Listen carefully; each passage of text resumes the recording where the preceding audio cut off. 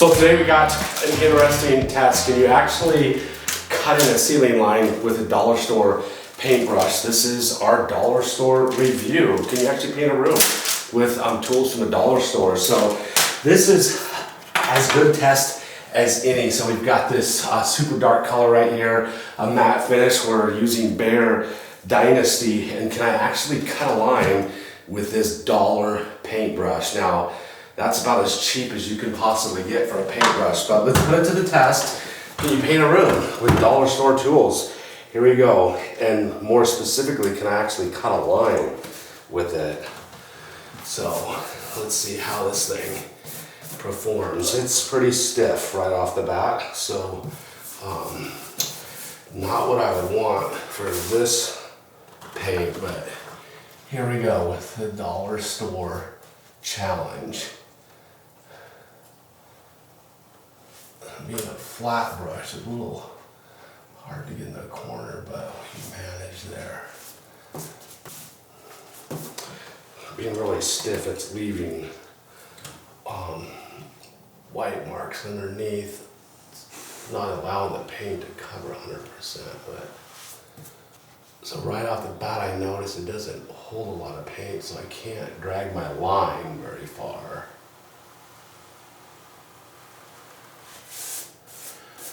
About 1/3 of what I could with a good paintbrush.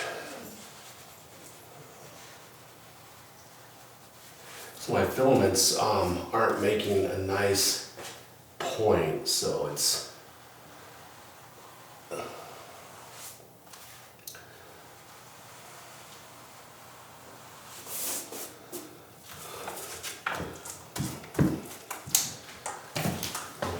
back roll here. So I'm using a one coat paint, and it's not allowing it to cover in one coat because it's so stiff. It's leaving white streaks all over the place. This is definitely very challenging here.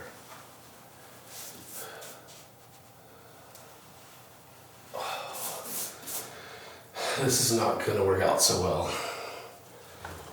My ceiling's not going to look so good. The filaments aren't staying together, they're separating,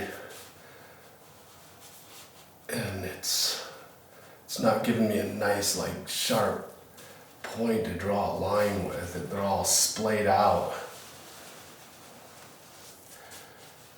Yeah, this is not going to happen. I think I'm going to have to stop this right here, go to a real brush. So what I'm seeing with this brush, this is going to absolutely be challenging, an absolute nightmare, frustrating. This is where doing ceiling cut-ins, you know, if you're a do-it-yourselfer, it can be a frustrating, hard thing to do when you're not using a good paintbrush. So a good paintbrush holds more paint. You can draw a line a lot farther. It's going to cut in a sharper line.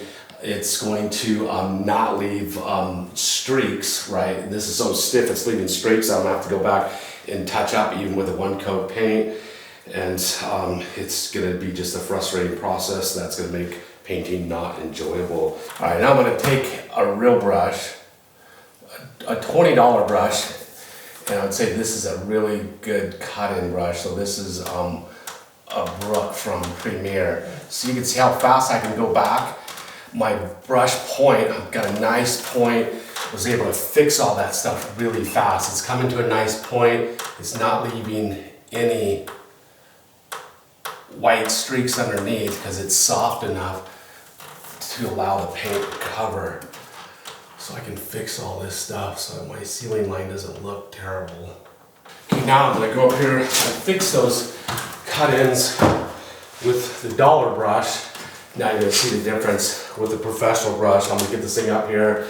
The first thing you're gonna see is how far I can actually draw a line. And I can actually draw a straight line.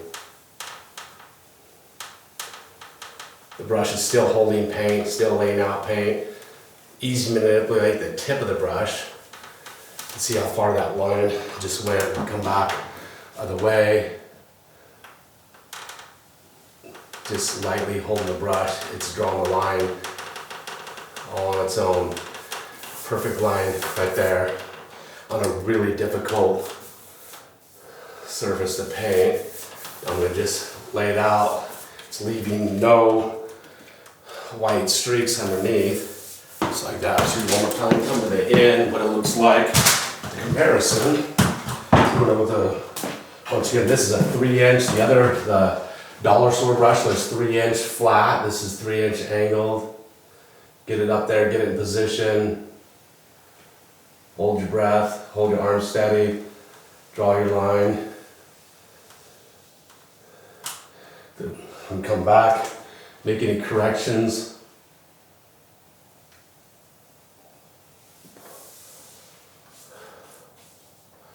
Just like that. So much faster, so much easier.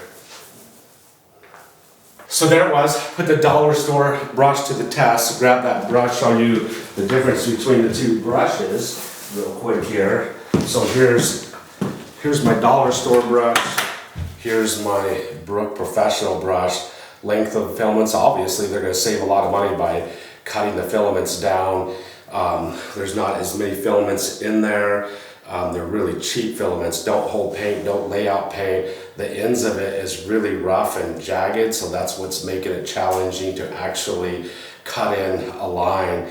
But it's gonna make the process really difficult for you, very frustrating for you, and it's gonna take you a lot longer. So you spend $20 for a brush versus $1 for a brush, and you're gonna make up that amount of money, you know, just in one day painting, just an entire day painting. This brush is not even worth cleaning. You throw it away. This brush, this Brook from Premier, it could last you a lifetime if you take care of it properly. Invest in the tools. Painting is not going to be this experience that's frustrating for you, that takes a long time if you're using the proper tools.